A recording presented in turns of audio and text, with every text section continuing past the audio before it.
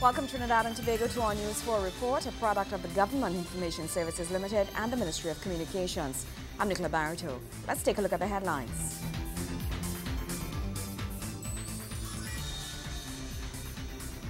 Trade and Industry Minister assures the public that supermarkets will not be allowed to make profits on the removal of VAT from food items. The installation of CCTV cameras, a new education TV channel, and a new computer network, a few items on the agenda by the Education Ministry. And PTSC bus drivers will now enter the virtual world. Thank you for joining us. As government continues to work at lowering the cost of living to all its citizens, Trade and Industry Minister, the Honourable Vasant Bharath, is assuring the public that supermarkets will not be allowed to make profits on the removal of VAT from food items. Speaking at the weekly post-cabinet media briefing, Minister Bharath says a working committee has been established to monitor supermarkets across the nation. Consumers going to the supermarket and looking forward to a reduction in their grocery bill are being given the assurance that price regulation will take place at the nation's supermarkets. Trade and Industry Minister Vasant Bharath says consultations with the various stakeholders will continue to take place on the regulation of prices, ensuring that the positive effects of the VAT removal will continue to redound to the consumer. His statement comes during the weekly post-cabinet media briefing, just some days after Finance Minister Larry Hawai delivered his fiscal presentation outlining the removal of the tax on food items. We believe that the market itself will regulate where consumers will shop. So in the event that if you have 95% of the supermarkets having reduced the pricing, then the market will regulate and consumers will have the final determination if they wish to shop at a supermarket that did not reduce the prices against those who did. But in addition to that, we do have the additional control mechanism of the Prices Control Council, the Prices Council, whose job is not enforcement, but whose job is really just to alert the population of the differential in pricing across the board. The minister adds that a Prices Control Council has been established to monitor the removal of VAT, as well as when a reintroduction of the tax will be necessary.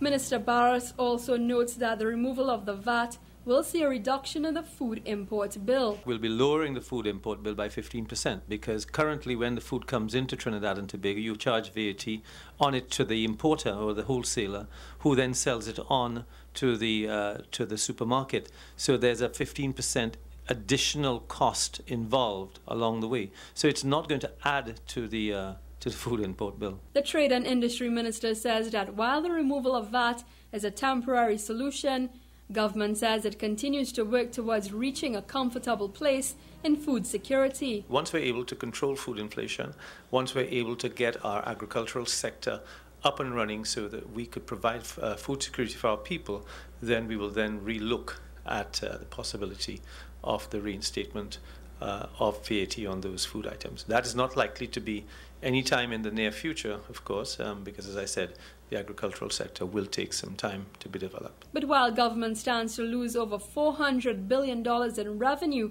from this removal of VAT, Minister Bharath says allocations have been made by the leveraging of dividends from other state-owned agencies.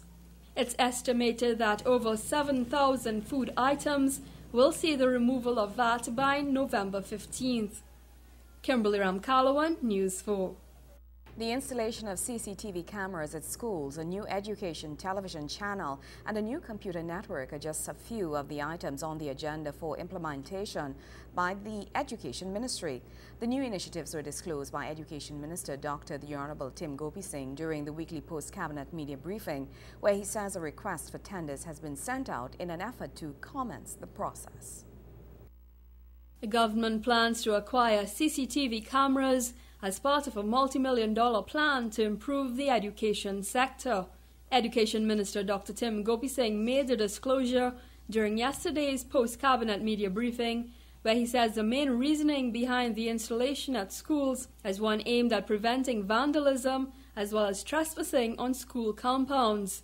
He adds that the camera footage will also be monitored remotely by private security firms. A request for CCTV cameras to be installed in our schools in selected high-risk points and CCTV cameras with network for the perimeter fencing around the schools so that it will assist in reducing the amount of break-ins to schools. Hopefully, this will be monitored by security companies with a rapid response to the site if that happens. He adds that requests for tenders have been put out for a fiber optic network for the connection of school networks, allowing schools access to Wi-Fi, while he also disclosed plans to introduce a television station dedicated for the sole broadcasting of educational programming to the nation's schools. The Central Tenders Board is pretty shortly embarking on a tender for the Ministry of Education to provide Wi-Fi for each one of our schools, and also an internet connectivity increasing from 10 megabytes to 25 to 30 megabytes, dedicated fiber optic to each one of the schools. We have also put in on that tender for communication, a television channel dedicated for education to be used across all our primary schools in the first instant. Minister Gopi Singh says such a station is the first of its kind in the Caribbean and will broadcast to over 476 primary schools. Minister Gopi Singh anticipates that a tendering process for this technology, including the setting up of the television station, will take approximately a year before it is completely introduced to the education system. Kimberly Ramkalawan, News 4. News 4 continues after the break. Stay with us.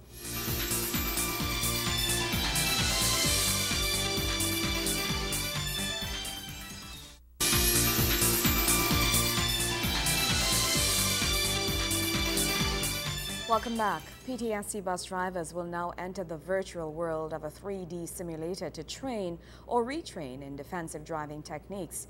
This cutting-edge simulator, one of two in the Caribbean, will allow PTSC bus drivers to improve their driving skills and reinforce safety on the nation's roads. It's a golden opportunity to have PTSC drivers trained at the cutting edge of such a unique technology. And Chief Driving Instructor of the facility, Mr. Benedict Lopez, says there's much to benefit from attending the Driver Training Simulator Academy. We will teach them all of the skills, techniques and principles necessary for accident-free driving.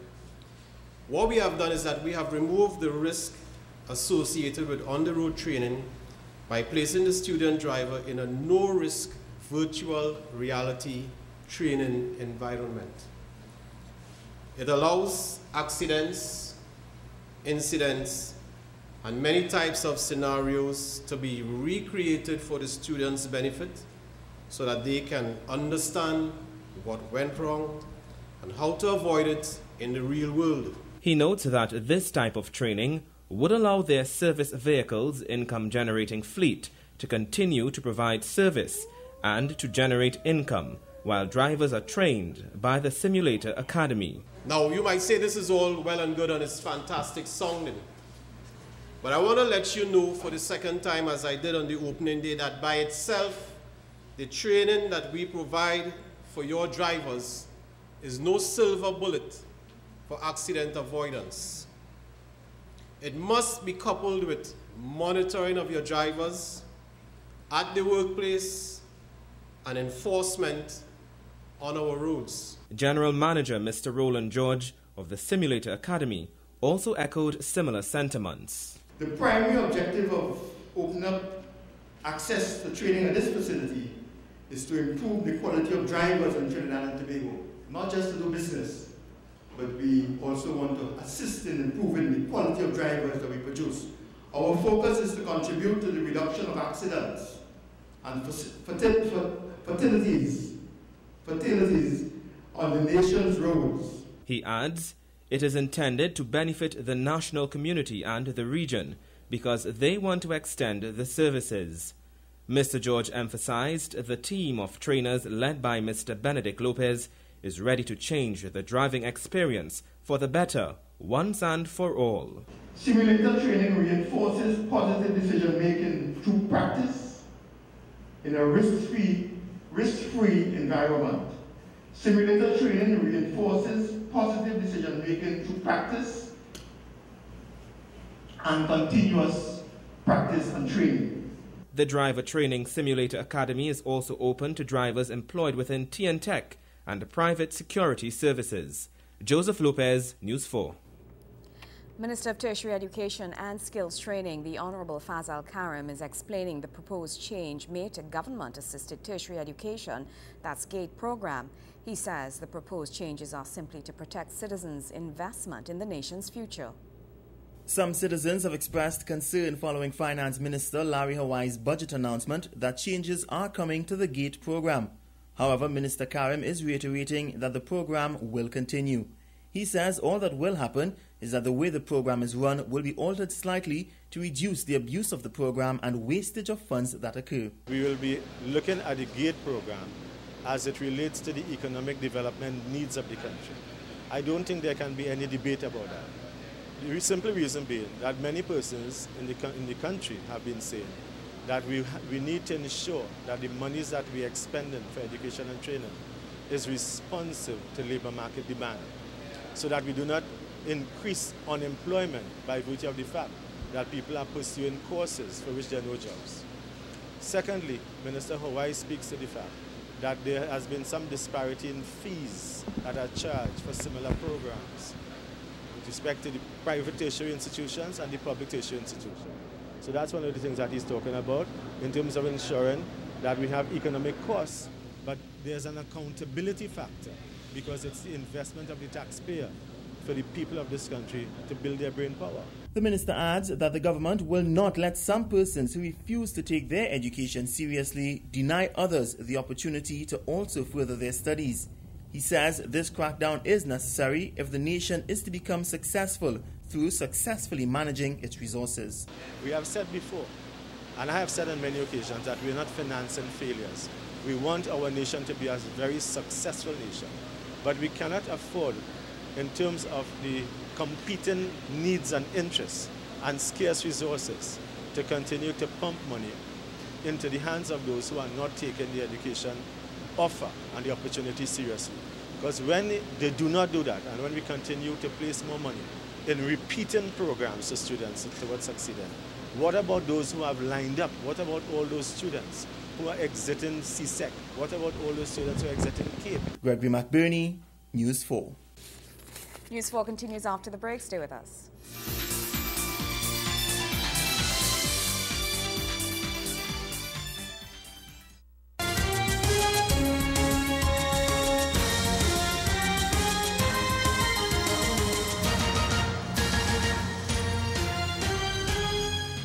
Success at the London 2012 Olympics continues to reap positive rewards for sport.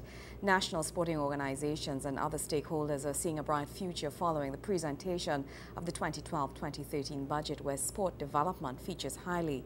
Wayne Cunningham sat down with the Honourable Minister Anil Roberts and got his thoughts on the fiscal plans. Big business is how the Minister of Finance categorized sport during his 2012-2013 budget presentation. When we visited the Ministry of Sport, the Honourable Anil Roberts was inclined to agree. Anybody who has had a history in sport, loving sport, as we do, you start in football, but you love every single sport, from karting to archery to swimming to cycling. Anybody who is a true lover of sport would have had tears in their eyes listening to the Honourable Larry Hawaii, Minister of Finance, reading out his budget and seeing that an entire page and a half was dedicated to sport. That sport had been removed from the leisure and recreational area, which is basically the dustbin of budgetary allocations, and moved into the business area. Going forward, the diversification of the economy, ensuring that the non-energy sector encourages our growth for the next 50 years to create an industry of sport in Trinidad and Tobago, meaning not only creating sustainable jobs in coaching, in sports psychology, sports science, massage therapy, physiotherapy, talent identification, scouts, in the education system, having student athletes and teacher coaches, but also the sport tourism thrust. Minister Roberts gave some initial breakdowns regarding areas of revenue from sport tourism. Every 10,000 visitors we get to this country could generate to our GDP approximately $120 million when it's based on just an average spend of $90 US a day for accommodation, food, transport, entertainment, and so on, and an average day of stay of 6 or 7 days and nights. When you think about that, and our goal over the next 3 to 5 years is to move that number up to 50,000 with the advent of our sporting facilities through training camps, winter training camps, where we'll encourage NCAA Division 1, 2, and 3 teams in swimming, for example. An average team size is 25 athletes and 5 officials. So 30 people coming for an average time of 2 weeks, staying in our hotels, eating our food, using our transport, our taxi service, getting involved in the entertainment industry, the restaurants, the nightclubs, the ambience, the ecotourism, Shagaramas, going up to Toko and Cedros and so on. This is going to ensure that all across the country, revenue is brought in. A push in this direction will also mean an increase in job opportunities. At 50,000 visitors for sports tourism, you will see an increase to the GDP bordering close on $600 million and approximately 12,000 sustainable jobs. And this does not include the tourism and the TT Pro League, the effect of getting it back into the communities. It already exists for about 489 jobs. We want to increase that, get the fans out, generate for the small entrepreneur, the nutsman, the corn soup lady, food lady. So sport has moved into big business. Also Trinidad and Tobago, with some of our coaches and our facilities, we want to ensure that the rest of the Caribbean can come here, utilize our tertiary education facilities, link with UE and UTT so that athletes can come here and train. The finance minister's approach to funding of sports development came in for high praise from his cabinet colleague. Our great athletes can stay here and train. So in 5 years, that is a vision, and it was brilliant to hear a Minister of Finance not only understand that, take that on board, and it's in his heart. While I would have discussed it with him, he understands and sees the viability and the value benefit for every taxpayer dollar spent in developing facilities, how we're going to generate the return. So it was indeed an historic moment in Trinidad and Tobago for sport. And tell you, if I wasn't on camera just behind the minister, I might wipe a tear, because it's a lot of work. It's been a long time coming. Wayne Cunningham, News 4 Sports. News 4 continues after the break. Stay with us.